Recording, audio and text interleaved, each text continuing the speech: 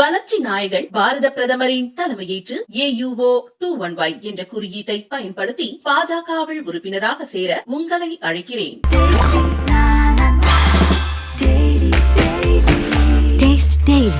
Taste the Daily.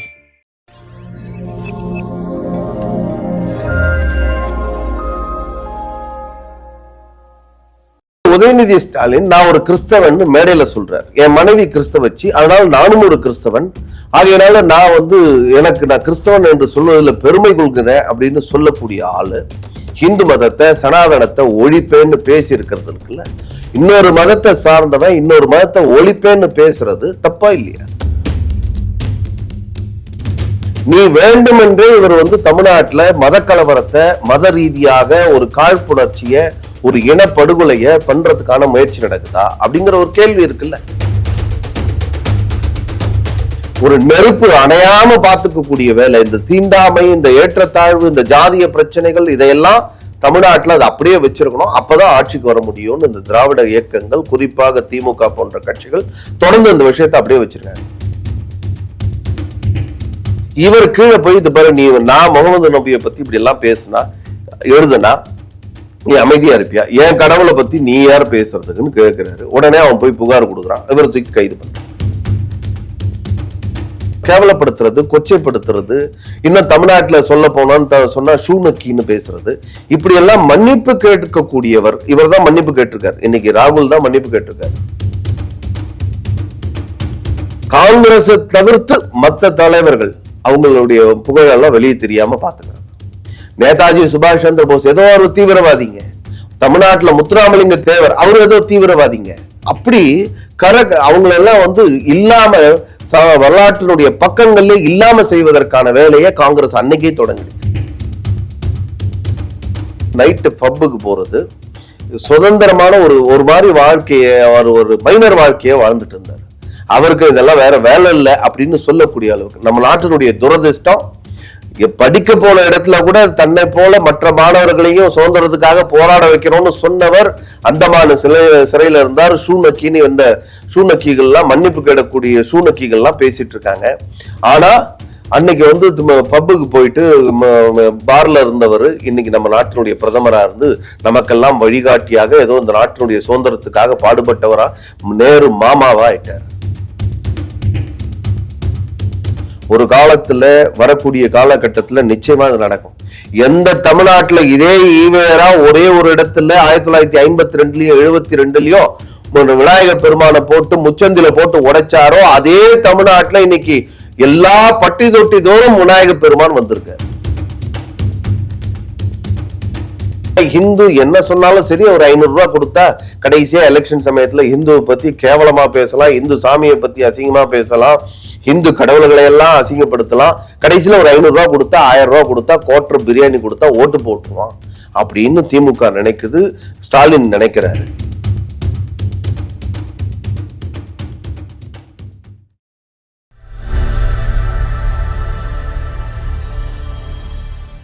Thamarai TV நேயர்களுக்கு வணக்கம். இன்றைய நேர்காணலில் நம்முடன் இணைந்திருக்கும் சிறப்பு விருந்தினர் இந்து முன்னணியின் மாநில செய்தி தொடர்பாளர் மற்றும் சென்னை மாநகர தலைவர் திரு AT இளங்கோவன் அவர்கள்.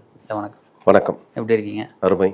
உதயநிதி அவர்கள் சனாதன தர்மத்தை குறித்து பேசிட்டாருன்னு சொல்லிட்டு இன்ன வரைக்கும் அது சர்ச்சையா இந்து இயக்கங்கள் பேசிட்டு இருக்காங்க. அது தொடர்பான நீதிமன்றத்தில் வழக்கு இருக்கு.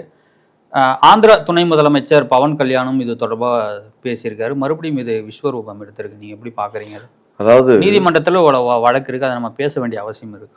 நீதிமன்றத்துல வழக்கு இருக்கு. அந்த வழக்கு சம்பந்தமாவோ இல்ல இவர் தப்பு பண்ணிட்டார் இவருக்கு இந்த தண்டனை கொடுக்கணும் அப்படியெல்லாம் சொல்லல. அவர் ஒரு மதச்சார்பின்மைன்னு சொன்னா ஹிந்து மதத்தை சனாதன தர்மத்தை ஒழிப்பேன்னு பேசுறது மதச்சார்பின்மை மாதிரி ஆயிடுச்சு.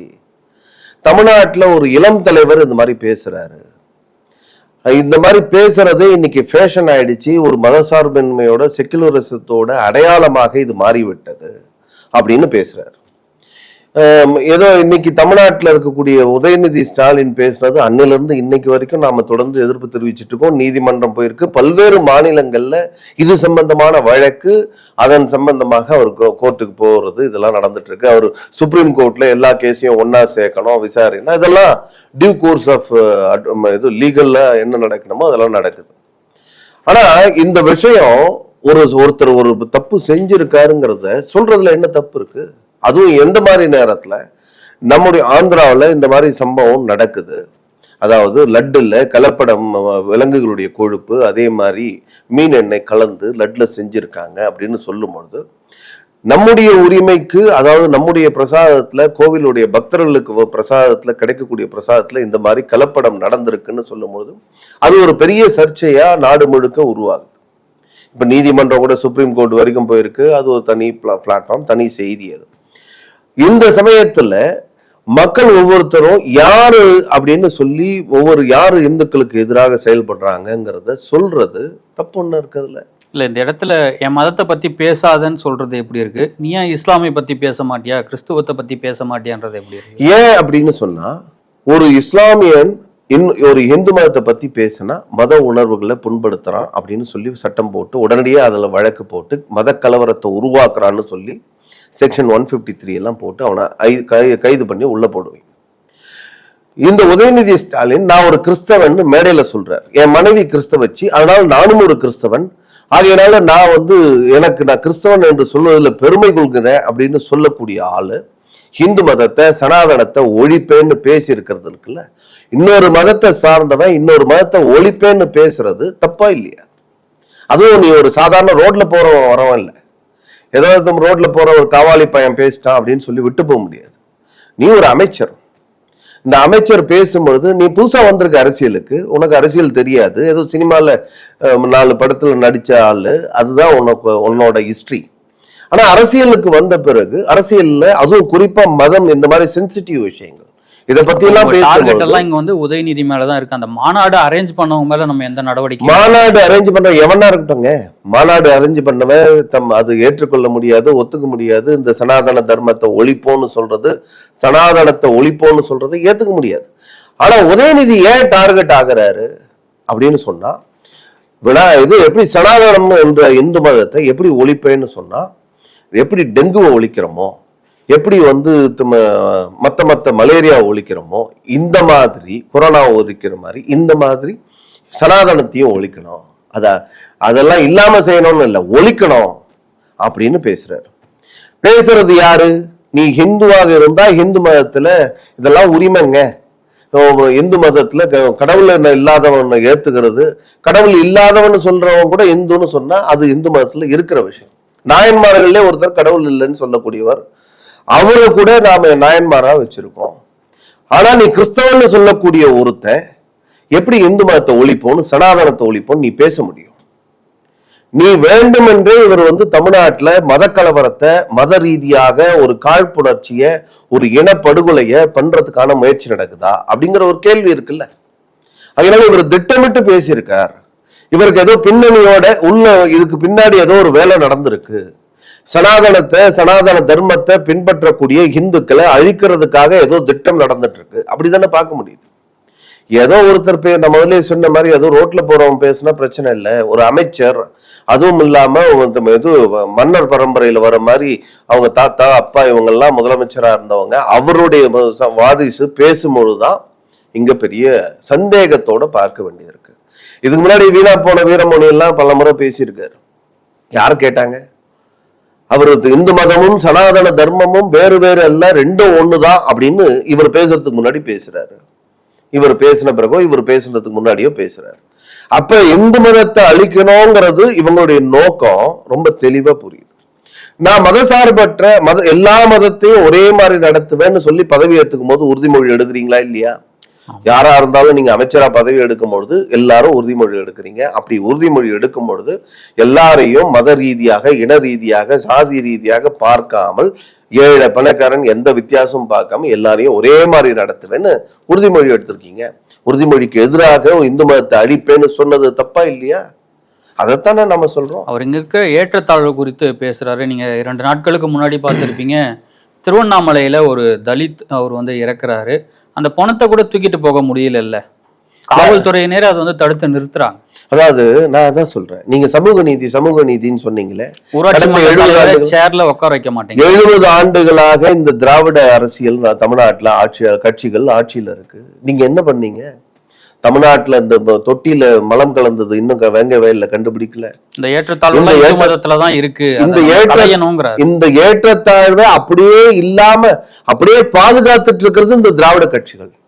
தமிழ்நாட்டுல இந்த ஏற்றத்தாழ்வுகளை வைத்து அரசியல் நடத்துறது இந்த திராவிட கட்சிகள். அதுக்கு கூட இருக்கக்கூடிய விடுதலை சிறுத்தை போன்ற கட்சிகள்.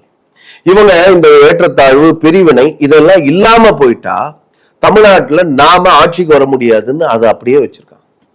ஒரு நெருப்பு அணையாம பாத்துக்கக்கூடிய வேலை, இந்த தீண்டாமை, இந்த ஏற்றத்தாழ்வு, இந்த ஜாதிய பிரச்சனைகள், இதையெல்லாம் தமிழ்நாட்டுல அது அப்படியே வச்சிருக்கணும். அப்பதான் ஆட்சிக்கு வர முடியும்னு இந்த திராவிட இயக்கங்கள், குறிப்பாக திமுக போன்ற கட்சிகள் தொடர்ந்து இந்த விஷயத்தை அப்படியே வச்சிருக்காங்க. ஏன்னா தமிழ்நாட்டுல ஒருத்தர் ஊராட்சி மன்ற தலைவரா பதவி ஏத்துக்கணும், கொடியேற்ற முடியல, சேர்ல உட்கார முடியல. ஒரு அமைச்சர் பேசுறாரு, நீ பட்டியலினத்தை சார்ந்தவன ஜாதியை சொல்லி, பட்டியலினத்தை சார்ந்தவரோட ஜாதியை சொல்லி பேசுறாரு. அவர் மேல ஏதாவது நடவடிக்கை, பிசிஆர் ஆக்ட் போட்டு உள்ள தள்ளி இருக்க வேண்டிய ஆள அவரோட துறையை மட்டும்தானே மாத்துறீங்க. இந்த மாதிரி என்னுடைய சமூக நீதி ஆட்சி, உண்மையிலே நீங்க சொல்றீங்களே சமூக நீதி ஆட்சின்னு, சமூக நீதி ஆட்சியில பட்டியலின சமுதாய சகோதரர்களை நீ அரசியல் அதிகாரிகளை இப்படி பேசுறது தப்பு, உனக்கு அமைச்சர் பதவி கிடையாது, வெளியே போ, கெட் அவுட் ஃப்ரம் மை மினிஸ்ட்ரின்னு சொல்லி இருக்க வேண்டியதானே. உண்மையிலே சமூக நீதி மேல உங்களுக்கு அக்கறை இருக்குன்னா ஏன் செய்யலையே? நீங்க எல்லா இடத்துலயும் இவங்க பேசுறது ஒண்ணு செய்யறது ஒண்ணு. எங்க எங்கேயோ ஒரு ஊர்ல ஏதோ நடந்தா உடனே பிரச்சனைன்றீங்களே, வேங்க வயல்ல எவ்வளவு தூரம் நடந்திருக்கு. அவர்கள் நேற்று காந்தி ஜெயந்தி அன்னைக்கு குறிப்பிட்டு பேசுறாரு. திமுகவுடைய அதிகாரப்பூர்வ நாளேட்டுல இதுக்குதான் ஆளுநர் சம்பளம் வாங்குறாருன்ற கேக்குறாங்க.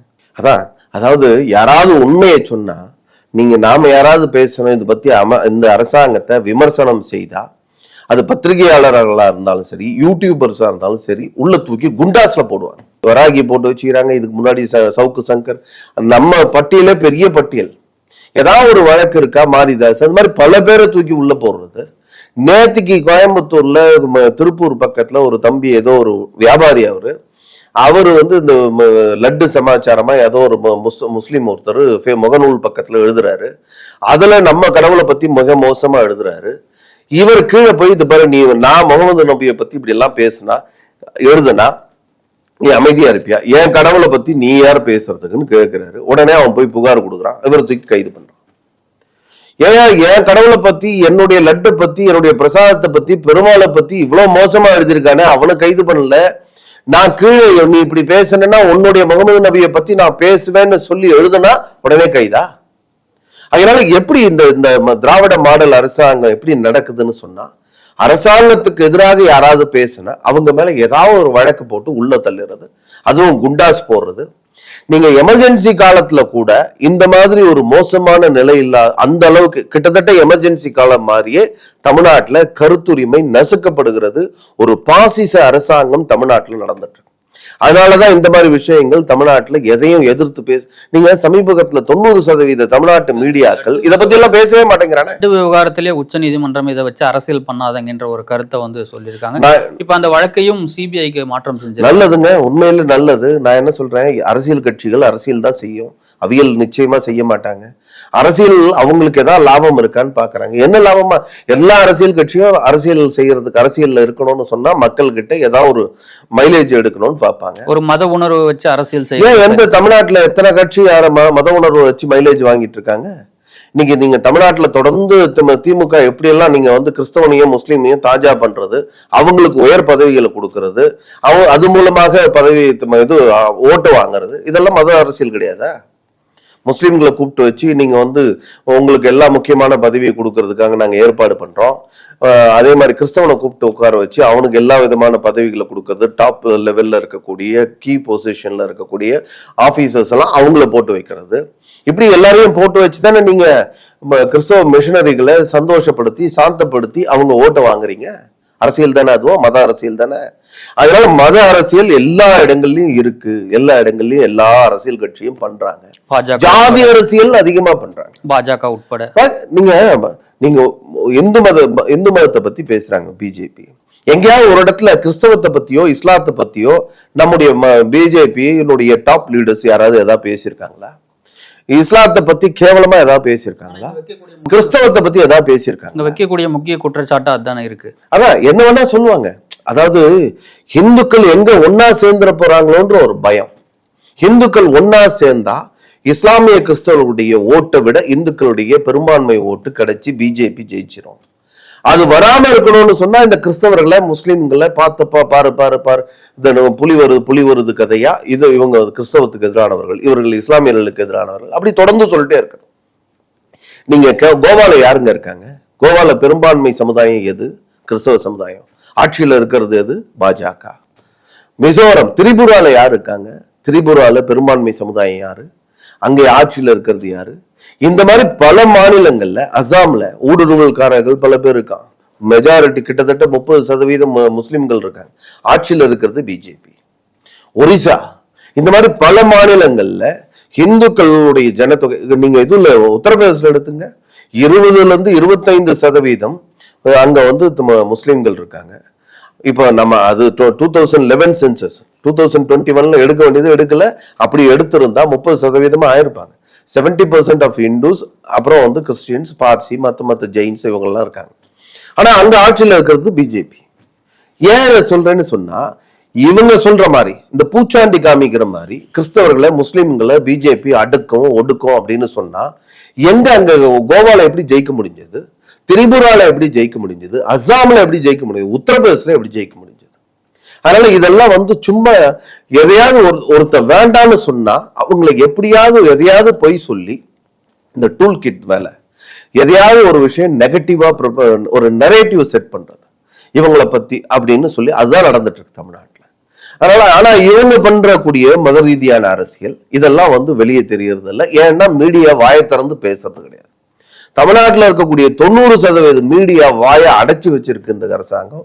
அவங்கள மீறி எதுவும் என்ன செய்தி வரணும், என்ன டிபேட் நடக்கணுங்கிறதுல இருந்து எல்லாத்தையும் இந்த அரசாங்கம் தான் முடிவு பண்ணும். அரசாங்கத்தில் இருக்கக்கூடிய சில பேர் சேர்ந்து முடிவு பண்ணி அதுதான் இன்னைக்கு தமிழ்நாட்டில் இருக்கக்கூடிய மீடியாக்கள் செயல்படுத்தி கொண்டு இருக்கிறது.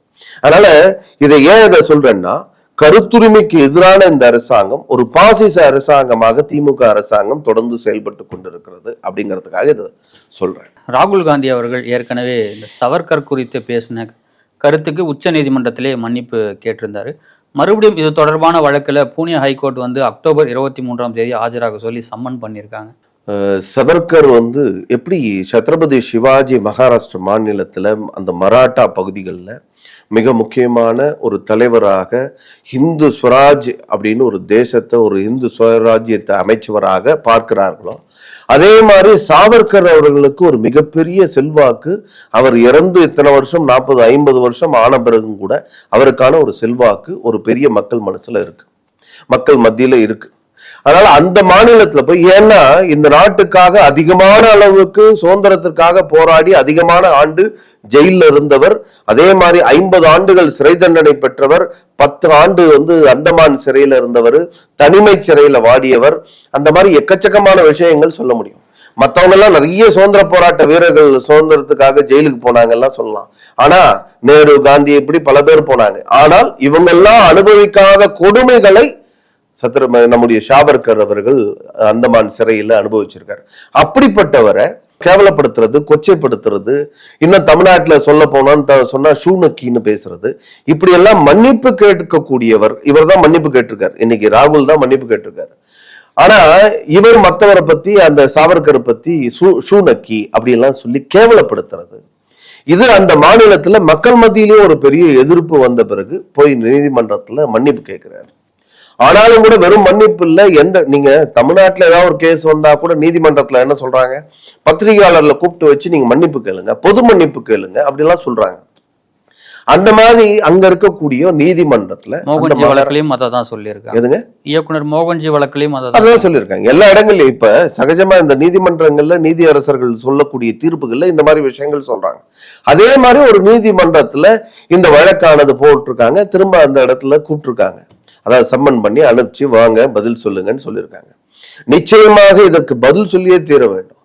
அதாவது நீங்க இவர் எந்த அளவுக்கு, ஏன் சுதந்திர போராட்ட வீரர்கள் மேல இவருக்கு என்ன கோபம் அப்படின்னு சொன்னா, அதுவும் குறிப்பா இந்த மாதிரி சாவர்கர் மாதிரி, நேதாஜி சுபாஷ் சந்திர போஸ், இந்த காங்கிரஸ் அரசாங்கம், காங்கிரஸ் இப்ப இல்ல, காங்கிரஸ் 1947க்கு முன்னாடியில இருந்து 40கள்ல தொடங்கி காங்கிரஸை தவிர்த்து மற்ற தலைவர்கள் அவங்களுடைய புகழெல்லாம் வெளியே தெரியாம பாத்துக்கிறது. நேதாஜி சுபாஷ் சந்திர போஸ் ஏதோ ஒரு தீவிரவாதிங்க, தமிழ்நாட்டுல முத்துராமலிங்க தேவர் அவர் ஏதோ தீவிரவாதிங்க. அப்படி அவங்களெல்லாம் இல்லாம வரலாற்றினுடைய பக்கங்கள்ல இல்லாம செய்வதற்கான வேலையை காங்கிரஸ் அன்னைக்கே தொடங்கிடுச்சு. சுதந்திரத்தை யார் வாங்கி கொடுத்தா? இன்னைக்கு குழந்தைய கூப்பிட்டு கேளுங்க, ஒரு குழந்தைய, ஒரு பையனை 10வது படிக்கிற 8வது படிக்கிற பையனை கூப்பிட்டு கேளுங்க, சுதந்திரம் யாருப்பா வாங்கி கொடுத்தாரு? நேரு, காந்தி. இவங்களை தவிர வேற யாரும் சொல்ல மாட்டாங்க.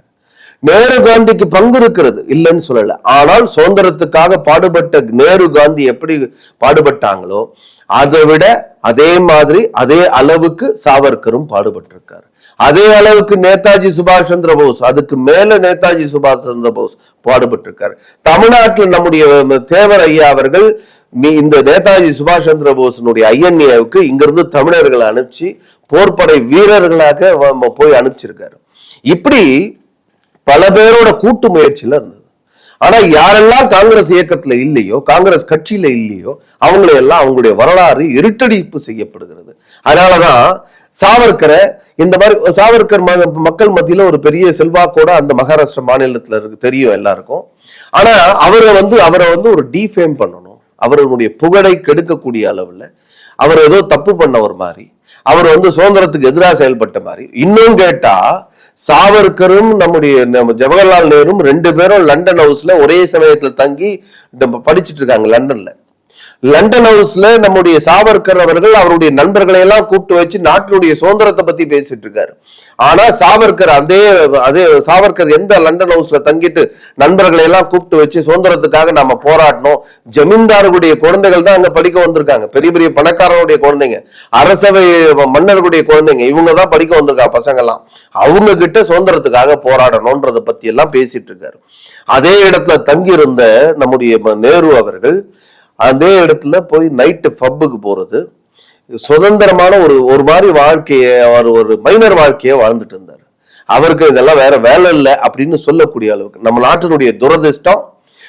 படிக்க போன இடத்துல கூட தன்னை போல மற்ற மாணவர்களையும் சுதந்திரத்துக்காக போராட வைக்கணும்னு சொன்னவர் அந்தமான சிறையில இருந்தார். ஷூனக்கின்னு இந்த ஷூனக்கிகள்லாம், மன்னிப்பு கேட்கக்கூடிய ஷூனக்கிகள்லாம் பேசிட்டு இருக்காங்க. ஆனா அன்னைக்கு பப்புக்கு போயிட்டு பார்ல இருந்தவர் இன்னைக்கு நம்ம நாட்டினுடைய பிரதமரா இருந்து நமக்கெல்லாம் வழிகாட்டியாக ஏதோ இந்த நாட்டினுடைய சுதந்திரத்துக்காக பாடுபட்டவரா நேரு மாமாவா ஆயிட்டார். அப்படின்னுடைய இந்த நாட்டினுடைய துரதிருஷ்டவசமான விஷயம். இதெல்லாம் காங்கிரஸ் இதையெல்லாம் ஹைப் கிரியேட் பண்ணது, ஹைப் கிரியேட் பண்ணி ஏதோ நேரு தான் இந்த நாட்டுக்காக சுதந்திரத்துக்காக பாடுபட்டார். அப்படி எல்லாம் காங்கிரஸ்ல காந்தி அவர் தான் பாடுபட்டாங்க, மற்றவங்க யாரும் இல்லை. காங்கிரஸ் இயக்கத்தை சாரால அத்தனை பேரையும் அவங்களுடைய புகழையெல்லாம் இல்லாம பண்ணது காங்கிரஸினுடைய வேலை. அதைத்தான் இன்னைக்கு ராகுலும் செஞ்சுட்டு இருக்காரு. உண்மையிலே இவருக்கெல்லாம் ஒரு பெரிய அளவுக்கு தேசபக்தி இருக்குன்னு சொன்னா வெளிநாட்டுல போய் இந்த பாரத நாட்டை பத்தி, பாரத நாட்டினுடைய விஷயங்களை பத்தி பேச மாட்டார். ஆனா இவர் போய் சமீபத்துல அமெரிக்கா போனார், என்ன பேசியிருக்காரு? இந்தியாவுடைய சட்ட திட்டங்களை, மக்களை பத்தி, ஆட்சியாளர்களை பத்தி எவ்வளவு மோசமா செஞ்சு. வெளிநாட்டுல போய் இதெல்லாம் பேச வேண்டிய அவசியம் என்ன? வெளிநாட்டுல போய் ஒரு தீவிரவாதிகளை சந்திக்க வேண்டிய நோக்கம் என்ன? இதெல்லாம் எதையாவது பண்ணி இந்த நாட்டுக்கு எதிராக ஒரு செயல்களில் ஈடுபடக்கூடியவர்களா மாதிரி அவங்க இந்த நாட்டுக்கு ஆட்சிக்கு வரணும். ஆட்சிக்கு வர்றதுக்காக என்ன விலை கொடுக்கறதுக்கும் தயாரா இருக்காங்க. அந்த லெவலுக்கு இன்னைக்கு ராகுல் போயிருக்காரு, காங்கிரஸ் போயிருக்கு. அதனாலதான் இந்த மாதிரி பேச்சுக்கள்லாம் வருது. அடுத்து இந்து முன்னணியை சார்ந்த கனல்கண் அவர்கள் திருச்சி ஸ்ரீரங்கம் கோயிலுக்கு முன்னாடி இருக்கிற அந்த ஈவேரா சிலை உடைக்கப்படணும், அகற்றப்படணும்ன்ற ஒரு கருத்தை முன் வச்சிருந்தாரு. அது சம்பந்தமான வழக்கை உயர்நீதிமன்றம் ரத்து பண்ணியிருக்காங்க. அவர் சொன்ன கருத்துல இன்னும் இந்து முன்னணி உறுதியா இருக்கா? அதாவது நீதிமன்றத்துல இந்த வழக்கு வந்த சமயத்துல நீதிமன்றம் முழுமையா அதை விசாரிக்குது, சார்ஜ் ஷீட் ஃபைல் பண்றாங்க. நம்ம கனல்கண்ணன் சார்பா அந்த வழக்கை குவாஷ் பண்ணணும், இந்த வழக்கை ரத்து பண்ணணும் அப்படின்னு நீதிமன்றத்துக்கு போகணும். நீதிமன்றத்துல நீதியரசர்கிட்ட பேசும்பொழுது ஆர்கியூ பண்ணக்கூடிய நம்ம அட்வொகேட்ஸ் அவங்க சொல்றாங்க, ஐயா நான் சாமி கும்பிடுறவன், கடவுள் மேல நம்பிக்கை இருக்கவன், நான் கோவிலுக்குள்ள போறேன், கோவிலுக்கு முன்னாடி சிலையை கொண்டு வச்சிருக்காங்க, அதுக்கு கீழே இருக்கக்கூடிய வாசகங்கள் கடவுளை நம்புபவன் முட்டாள், நான் கடவுளை நம்புறேன், கோவிலுக்குள்ள போறேன், என்ன முட்டாள்னு சொல்றான். கடவுளை கற்பித்தவன் காட்டு மிராண்டி, என் அப்பா எனக்கு சொல்லி கொடுத்தாரு, இவர் தான் கடவுள், இவர் இந்த கடவுளை வணங்கணும்னு எங்க அப்பாவும் அம்மாவும் எனக்கு சொல்லி கொடுத்தாங்க, எங்க அப்பா அம்மாவை காட்டு மிராண்டின்னு சொல்றான். கடவுளை வைத்து பிழைப்பு நடத்துறவன் இப்படின்னு கண்ணாபின்னான்னு எழுதி வச்சிருக்கான். இதெல்லாம் எங்களால ஏத்துக்க முடியல. அதனால அந்த சிலையில அந்த வாசகத்தை நான் அகற்றணும்ன்றதுக்காக அந்த சிலை அகற்றப்பட வேண்டும்னு சொன்னேன். அதை ஏதோ சிலையை உடைச்சு போட போறேன் அப்படிங்கிற மாதிரி இது இஷ்யூ ஆக்கி என்னை கைது பண்ணியிருக்காங்க, வழக்க சேர்த்திருக்காங்க, சிறையில போட்டிருக்காங்க.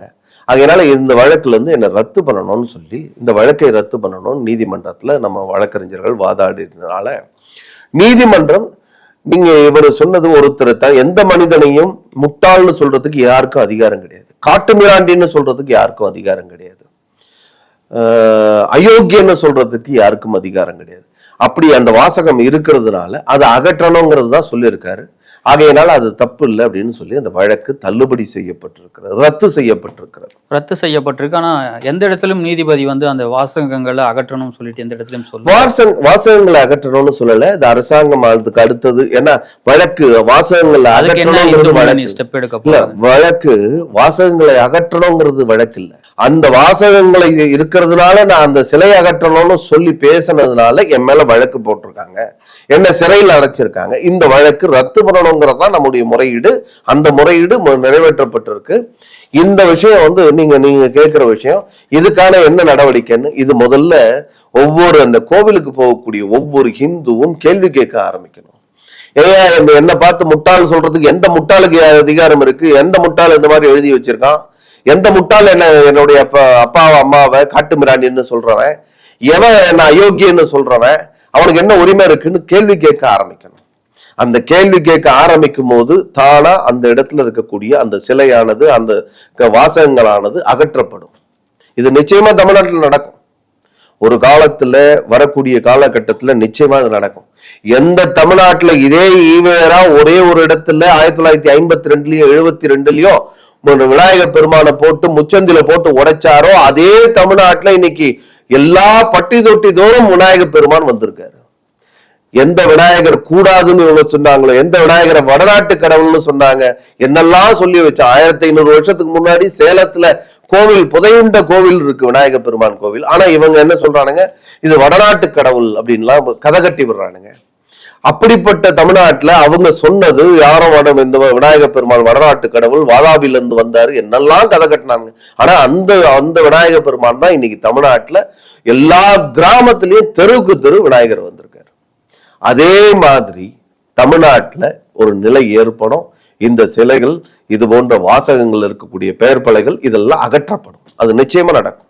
இஸ்லாமியர் ஒருவர் விநாயகர் சதுர்த்திக்கு வாழ்த்து தெரிவிச்சாரு அப்படின்னு சொல்லிட்டு அப்துல் ரஹீம் என்ற ஒரு அமைப்பை சேர்ந்தவர் கொலை செய்ய திட்டமிட்டிருக்காரு அப்படின்னு சொல்லிட்டு கைது பண்ணியிருக்காங்க. அந்த இதை எப்படி பாக்குறீங்க? அதாவது சென்னையில ராயப்பேட்டை பகுதியில ஒரு பேராசிரியர் ஒரு கல்லூரியில பேராசிரியராக இருக்கக்கூடியவர் ஒரு என்ஜிஓ நடத்துறார். அந்த என்ஜிஓ மூலமா இஸ்புத் தஹ்ரீர் அப்படின்னு ஒரு அமைப்பு, அந்த அமைப்புக்கு ஆட்களை சேர்க்கிறார், மூலச்செலவு செய்து ஆட்களை சேர்க்கிறார். இஸ்லாம் மற்ற கடவுள்களை வணங்கக்கூடியவர்கள், அது ஹராம், காஃபியர்கள். அவங்கெல்லாம் இஸ்லாத்தை ஏற்றுக்கொள்ளாத அத்தனை பேரும் காஃபியர்கள். அவர்கள் காஃபியர்னா என்ன, கொல்லப்பட வேண்டியவர்கள் அப்படின்லாம் சொல்லி பிரச்சாரம் நடக்கும். அந்த மாதிரி அவர் மூலமாக மூளைச்செலவை பெற்றவர் அவர் சமீபத்துல கைதும் செய்துட்டாங்க NIA. யார? அந்த பேராசிரியரை கைது பண்ண பிறகு அவர்கிட்ட பயிற்சி எடுத்தவங்க யாரெல்லாம் இந்த மூளை செலவைக்கு உள்ளாக்கப்பட்டார்கள் அப்படின்னு சொல்லி ஒரு விசாரணை வளையம் பெருசாகுது. அப்படி வரும்பொழுது இந்த அப்துல் ரஹீமை கைது பண்றாங்க. அப்துல் ரஹீம் ஏன் கைது பண்றாங்கன்னு சொன்னா, அப்துல் ரஹீம் யாரை படுகொலை பண்ணணும்னு திட்டம் போட்டு வச்சிருக்கான். யார அவன் படுகொலையை பண்ணணும்னு பார்த்தா, யார் விநாயகர் சதுர்த்திக்கு வாழ்த்து தெரிவிச்சாங்களோ, அதுவும் குறிப்பா இஸ்லாமியர்கள்ல யார் விநாயகர் சதுர்த்திக்கு வாழ்த்து தெரிவிச்சானோ அவனை படுகொலை பண்ணணும் அப்படின்னு சொல்லி அந்த பட்டியலை எடுத்து அதுக்கான வேலையில ஈடுபட்டிருக்கான். அதுக்குள்ள NIA போய் அவங்கள காவல்துறையும் NIA சேர்ந்து கைது பண்ணது. இப்ப இந்த மாதிரி மதமன பிரிந்தது போதும் அப்படியெல்லாம் பேசக்கூடியவங்க எவனும் இதை பத்தி வாய் திறக்கல. இஸ்லாமியர்கள்ல நீங்க தமிழ்நாட்டுடைய முதலமைச்சர் விநாயகர் சதுர்த்திக்கு வாழ்த்தே சொல்றது இல்லை, அதை பத்தி அவர் கவலையும் இல்லை. ஏன்னா அவருக்கு இந்து ஓட்டு வேணாங்கன்னு நினைக்கிறாரு. ஏன்னா ஹிந்து என்ன சொன்னாலும் சரி, அவர் 500 ரூபாய் கொடுத்தா கடைசியா எலெக்ஷன் சமயத்துல ஹிந்துவை பத்தி கேவலமா பேசலாம், இந்து சாமியை பத்தி அசிங்கமா பேசலாம், ஹிந்து கடவுள்களை எல்லாம் அசிங்கப்படுத்தலாம். கடைசியில ஒரு 500 ரூபாய் கொடுத்தா 1000 ரூபாய் கொடுத்தா கோட்டர் பிரியாணி கொடுத்தா ஓட்டு போட்டுருவான் அப்படின்னு திமுக நினைக்குது, ஸ்டாலின் நினைக்கிறாரு. ஆகையினால எப்படியோ ஜெயிச்சு வந்துட்டு இருக்காங்க. ஆனா இங்க இஸ்லாமியர்கள் வாழ்த்து தெரிவிச்சாங்க அப்படிங்கறதுனால திட்டமிட்டு அந்த இஸ்லாமியர்களை படுகொலை செய்யணும் ஏன்னா ஒரு காஃபீர், இந்து மத இஸ்லாத்தை ஏற்றுக்கொள்ளாதவ அத்தனை பேரும் காஃபீர், அவனுக்கு எப்படியா நீ வாழ்த்து சொல்லலாம் அப்படின்னு மத அடிப்படைவாத ஒரு சிந்தனையோட இந்த திட்டமிட்டு படுகொலைக்காக முயற்சிகள் நடந்துட்டு இருக்கு. தமிழ்நாட்டில் சமீப காலமா தொடர்ந்து இது போன்ற விஷயங்கள், மத ரீதியான பயங்கரவாதிகள் தமிழகத்துல பயிற்சி எடுக்கிறது, கேரளாவில் போய் பயிற்சி எடுக்கிறது, இங்க மூளைச்சலவை செய்யப்படுறது, இதெல்லாம் அதிகமாயிட்டே இருக்கு. நீங்க கோயம்புத்தூர்ல அந்த 2022 நடந்த அந்த இது சிலிண்டர் பாம்பு பிளாஸ்ட், இதுக்கு பிறகு தமிழ்நாட்டில் தொடர்ந்து 21க்கு பிறகு தமிழ்நாட்டில் இது போன்ற சம்பவங்கள் அங்கொன்று இங்கொன்றுமாக இருந்தது, எல்லா இடங்கள்லயும் நடந்துட்டு இருக்கு. இன்னைக்கு என்ஐஏ இல்லைன்னு சொன்னா, என்ஐஏன்னு ஒரு அமைப்பு இல்லைன்னு சொன்னா, தமிழ்நாட்டில் நாம பயங்கரவாதிகளுக்கு மத்தியில வாழ்ந்துட்டு இருக்கோம், பயங்கரவாத செயல்கள் நடக்காம இருக்குன்னு சொன்னா அது என்ஐஏ தான் காரணம். தமிழ்நாடு காவல்துறை இந்த விஷயங்களை பத்தி எல்லாம் பெருசா கவலைப்படுற மாதிரி தெரியல. சமீப காலமாக எல்லாத்தையும் தேடி கண்டுபிடிச்சு என்ஐஏ கைது பண்ணிட்டு இருக்கு. அதனால நாம சேஃபா நல்ல வேலையா நாம வாழ்ந்துட்டு இருக்கோம். அதனால அரசாங்கத்தை பொறுத்த வரைக்கும் இதை பற்றி கவலைப்படல. மதத்தை பத்தி பேசக்கூடியவர்கள் எல்லாரும் நாங்க மதச்சார்பின்மைவாதிகள் அப்படின்னு பேசுறவங்க கூட இதை பத்தி இந்த அப்துல் ரஹீம் சொன்ன விஷயம், அவன் யாரை கொலை பண்ணணும்னு முயற்சி பண்ணது, இவன் செய்யக்கூடிய நடவடிக்கை, இதை பத்தி எல்லாம் யாரும் வாய் திறக்கல, கண்டனம் கூட தெரிவிக்கல. இதை பத்தி எந்த மீடியாவும் வாய் திறக்க மாட்டாங்கன்னு தெரியும். ஏன்னா இது சம்பந்தப்பட்டது இஸ்லாமியர்கள் சம்பந்தப்பட்டது, இஸ்லாமிய பயங்கரவாதிகள் அடிப்படைவாதிகள் சம்பந்தப்பட்டது. ஆகையினால மீடியாக்கள் வாய் திறக்காதுங்கிறத நம்புகிறேன், புரிந்து கொள்கின்றேன்.